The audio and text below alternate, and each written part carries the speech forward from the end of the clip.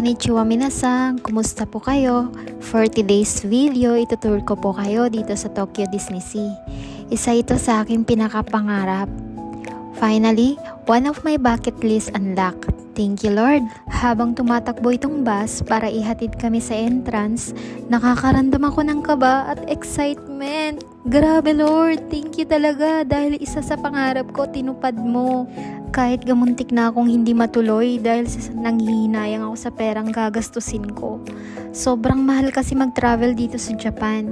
Kaya minsan mga Hapon yung iba sa kanila hindi talaga nagta-travel. Buti na lang nakinig ako sa pakiusap ng mga katrabaho at friend ko na ituloy ka na since nakabili na kami ng plane ticket.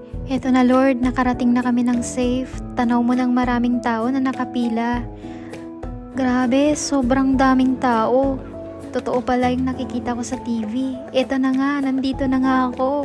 Bawat isa sa amin nagtsatsaga sa mahabang pila kahit sobrang lamig. Pero tiis-tiis lang, kakayanin sa ngalan ng Tokyo Disney Sea. Palapit na kami sa main entrance. Grabe, sobrang ginaw talaga. Pero yung iba naka-shorts lang sila. Samantalang kami, sobrang balot na balot.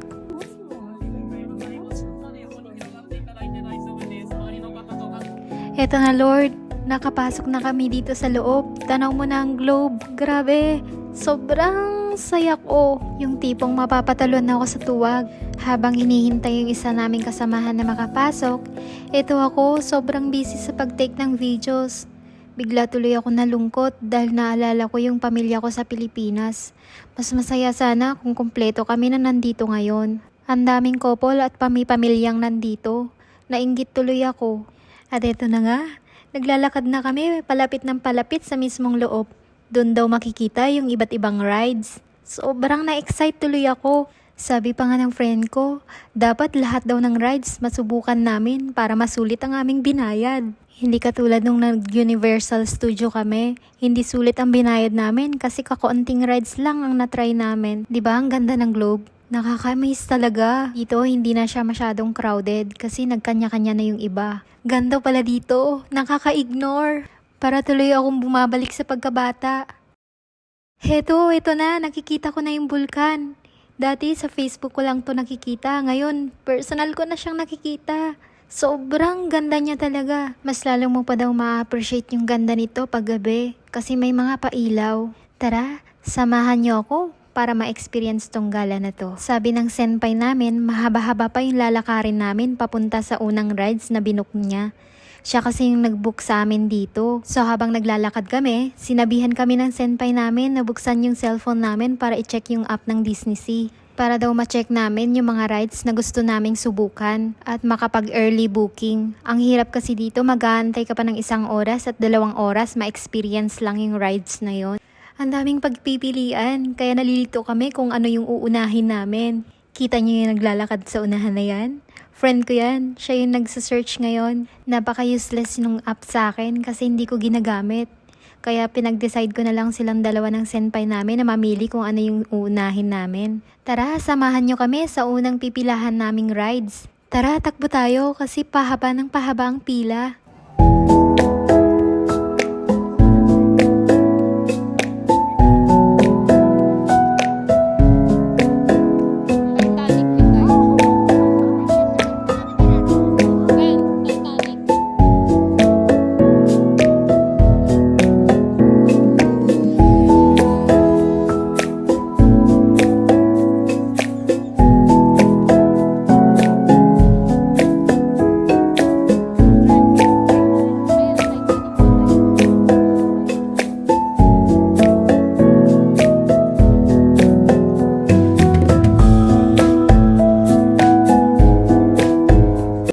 Halos 30 minutes na kami naghihintay dito pero ang haba pa rin ng pila. Parang hindi nababawasan. Pero heto, tsinatsaga pa rin naming maghintay. Ginaw na ako sa halos 1 oras naming paghihintay. Ito na Lord, salamat. Nakapasok na kami.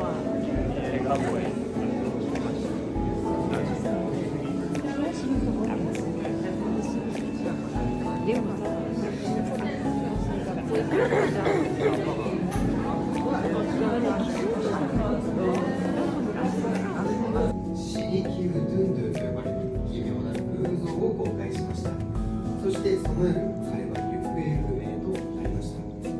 まもなく扉が皆さんの方に向かって開きます。ハイタワー3世の書斎でタワーベテランの謎について紹介した後、秘密の倉庫へと皆さんをご案内します。扉が開くまでもう少々お待ちください。まもなく扉が内側に開きます。私がご案内するまでその場で。Sabi ng staff, pagkatapos daw niya mag-explain, hintayin daw naming bumukas ang pinto at papasok kami dito. Wala akong ka-idea kung anong meron dito. Sobrang dilim, nakakatakot siya. Kinakabahan na ako sa part na ito kasi iniisip ko baka horror to. Halina't pakinggan ang explanation ng tour guide. この偶像がシリキュートゥンドゥです。落下したエレベーターから見つかったのですが、ハイタワー3世は謎の失踪を遂げました。それではここでその謎の鍵を握る彼の最後の記者会見の録音をお聞きください。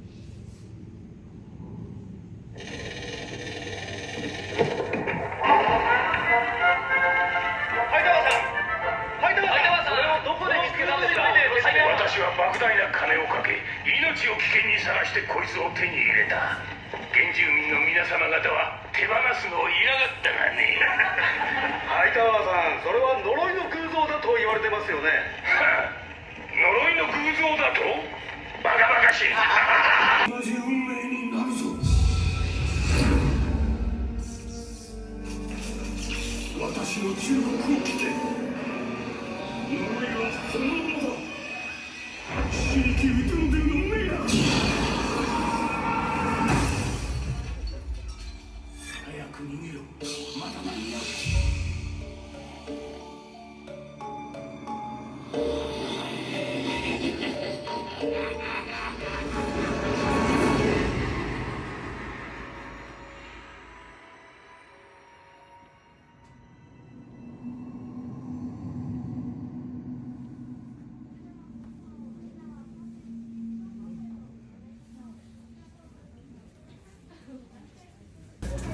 So pagkatapos naming manood, pinaakyat kami sa taas.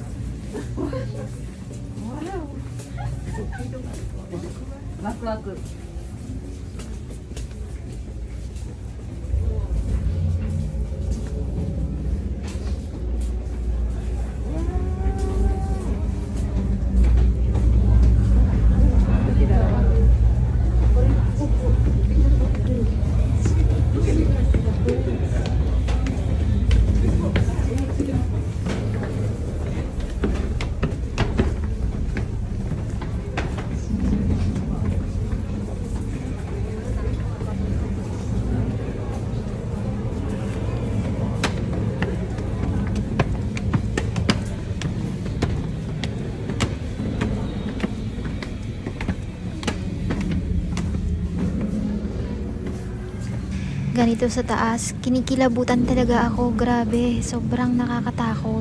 Kakaiba yung pakiramdam ko habang nakatingin ako sa paligid. Pinagpapawisan ng aking mga palad, pero sabi ng friend ko, wag daw ako matakot. Kasi hindi naman daw siya nakakatakot. By the way, bago ko nga pala makalimutan, ang tawag sa ride na ito ay Tower of Terror.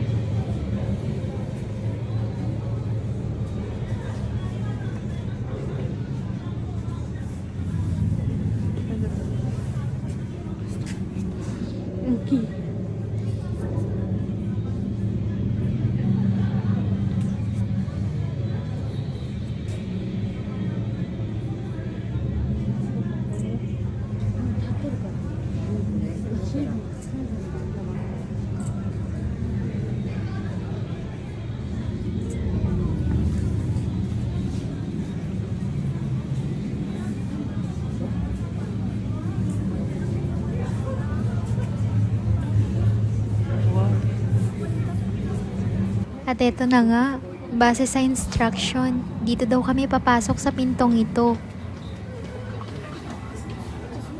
Ay, sa wakas, nakahinga na ng maluwag. Grabe, sobrang hilo ko sa rides na una naming sinubukan. Yung sobrang dilim tapos pinaupo kami at wala kaming idea kung anong yung mangyayari. Halos mahimatay ako. Yung halos mahiwalay yung kaluluwa mo sa katawan mo. Sobrang tawan-tawa sa akin yung dalawang senpai kong matatanda kasi sila nakaya nila samantalang ako halos mahimatay talaga. Balik ulit tayo sa mahaba-habang lakaran para hanapin ang next destination namin. At habang naglalakad, panay dut-dut pa rin sa cellphone app namin. Ay, sila lang pala. Samantalang ako sobrang busy sa pagtitake ng videos. Ang haba na ng nilakad namin para hanapin yung susunod na susubukan naming rides. Napakalawak ba naman itong Disney Sea kaya nakakalito talaga. Sa sobrang haba na nilakad namin, napahubad tuloy yung friend ko ng jacket kasi nainitan na daw yung kanyang katawan. Pero kanina, sobrang ginaw na ginaw talaga kami.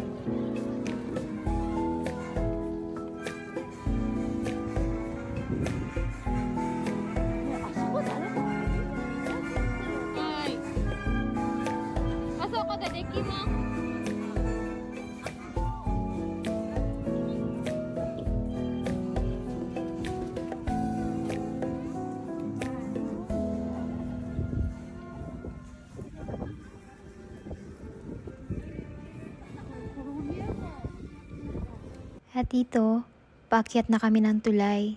Tanaw na tanaw mo na talaga dito yung bundok ng mas malapitan. Pansin nyo, halos buong magpapamilyang nakikita at magkopol. Nakakaingit talaga, grabe. Habang nililibot namin ang Disney Sea, hindi talaga ako makapaniwala na nandito na ako. Kaya sobrang thankful ako sa Lord na pina-experience niya ito sa akin.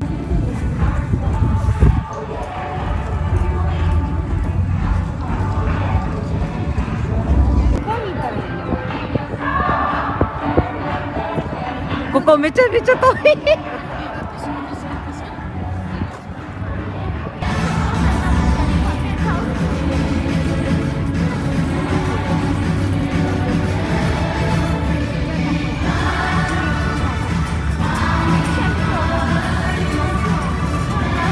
うちもおいで。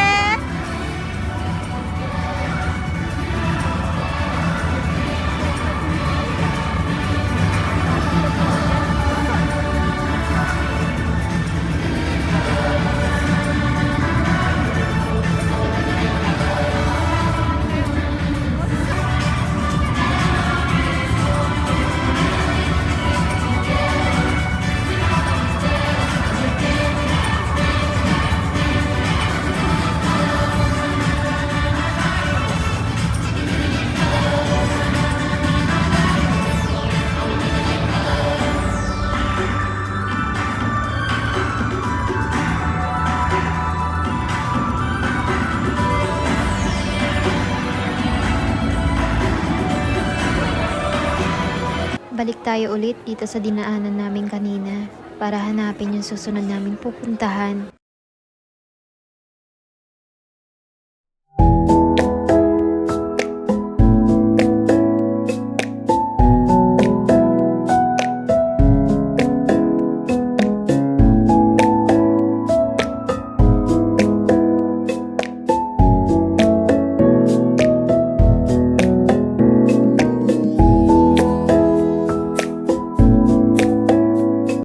At syempre, habang feel natin ang paglalakad natin, kailangan din nating i-video ang ating sarili para makita nila. Actually, gusto ko lang talagang i-flex ang cute na Mickey Mouse na headband ko. Grabe, tirik na tirik ang araw pero malamig pa rin. Tiis ganda lang talaga tayo. At eto, finally, narating na natin ang pangatlong destination namin. Tingin ko, kayang-kaya ko ito. Parang hindi naman kasi siya nakakatakot. Mukhang pambata siya, kaya yung mga batang magta-try nito, mag-e-enjoy talaga. Dahil sa mukhang bata at feeling bata kami, itatry namin ito. Nakakatuwa siyang pagmasdan kasi paikot lang siya ng paikot. Tara, sabayan nyo kami sa rides na to.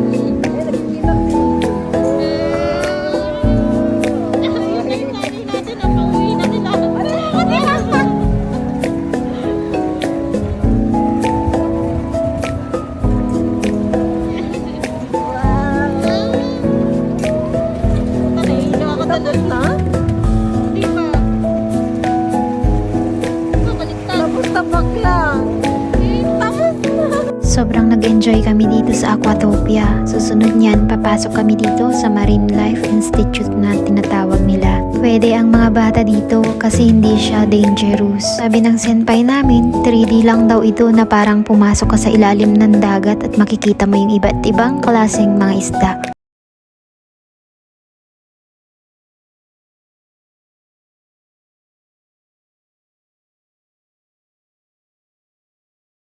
Dahil sa ganda niya, ang daming gustong magpa-picture. Pero sa sobrang dami ng tao, hindi ka makakasingit. Pero dahil sa makapal ang mukha namin, nakasingit kaming magpa-picture. Syempre, hindi pwedeng walang remembrance dito. At eto, malapit na kami sa next ride na susubukan namin. Pila pa rin kami dito pero hindi na ganun kahaba. Kasi yung iba ayaw itry ito kasi parang nakakatakot kasi siyang tingnan, pero try natin. Pangalan pa lang ng ride, nakakatakot na, Raging Spirits. Pero sabi ng friend ko, hindi daw siya nakakatakot. Syempre, nagtitiwala tayo. Dahil sinabi niyang hindi nakakatakot, tatry natin. Kasi nung una, sinabi niyang hindi nakakatakot. Kaya tinry ko, pero sa totoo lang, nakakatakot talaga. Habang tumatagal, napapansin ko yung friend ko. Gusto niya yung rides na may thrill. Pero nang makita ko na siya ng malapitan, parang gusto ko nang tumanggi. Kinakabahan na talaga ako. Nakakatakot talaga siyang tingnan. Paikot-ikot siya. Para kasi siyang roller coaster pero made in wood. 30 minutes daw ang hihintayin para makasakay sa ride na ito. Ay Lord, pinagpapawisan na naman ako. Milyong-milyong kaba na naman ito. Nasisilip ko na kasi kung anong itsura ng ride. Grabe, paikot-ikot talaga siya. Tapos maririnig mo yung mga nakasakay na sumisigaw. Dinaig pa talaga ako ng mga kasama kong may mga edad na. Hindi ko man lang sila makitaan ng kaba. Eto, kita nyo to? Relax lang yan sa una. Tapos pagkatapos niyan, iikot-ikot na hanggang sa mapapahiyaw ka na.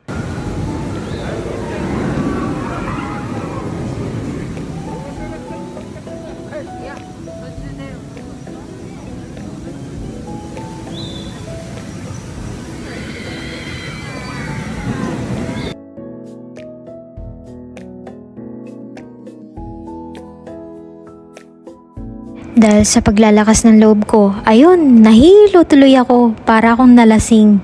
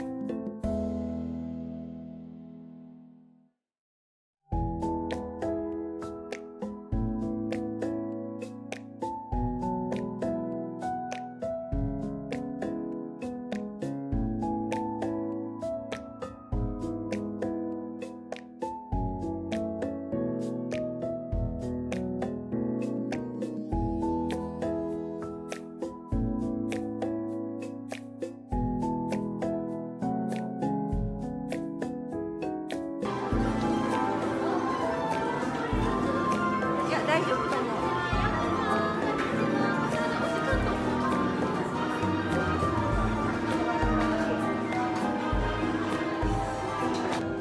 私あ、おしぼり。本当かな、ありがとう。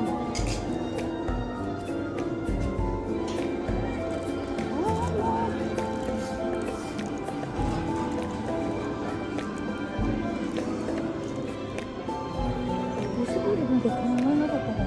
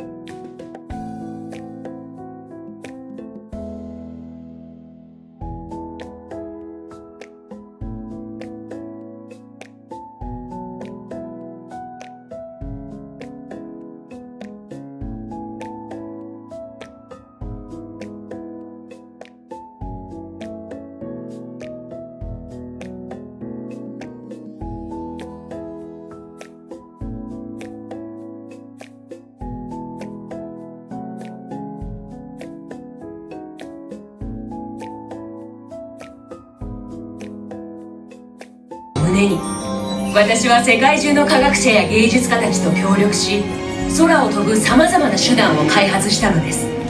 そして空を飛びたいと願い続ければ素晴らしい技術が生まれ、その夢は実現するのだと確信しました。今日は私たちの自信作ドリームフライヤーを皆さんにご紹介できて本当に嬉しく思います。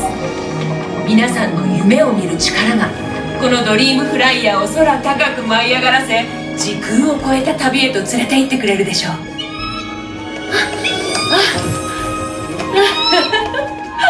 アレッタ、ここにいる皆さんもあなたのように空を飛ぶのよ。